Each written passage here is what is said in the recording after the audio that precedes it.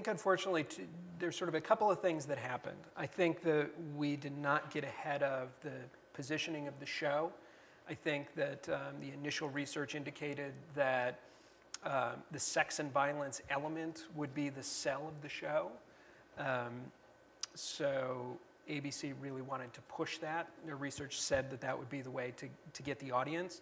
It's still a broadcast television show. So relative to Game of Thrones or relative to Vikings, it doesn't deliver on the sex. There isn't, I feel like in every episode of Game of Thrones, or any of the premium cable shows now, there's just sort of a wallpaper of naked people in the background.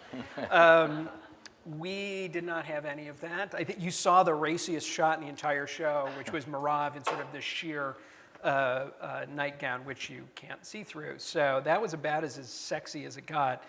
In terms of the violence, we had a lot of action, but again, broadcast standards and practice, we didn't have any violence that would, as I said at our TCA presentation, we had to tone it way down from the Old Testament. Like there's text, there are direct quotes from the text that we couldn't do on broadcast television because they were too disturbing, even at 10 o'clock.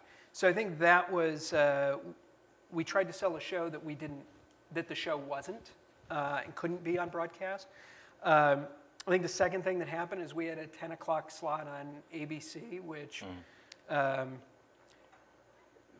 there was this belief that maybe we could be the show that turned that time slot around. It turns out we weren't. And the show that they replaced us with did even worse than we did. So I think that's just a problematic area on the schedule. And I guess I will say there's no, I guess I would say those are the two things. If you got 5.5 million viewers on any cable network, it would be celebration time.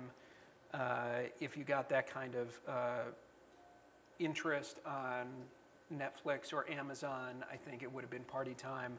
But on a Big Four network, it's just not enough to compete.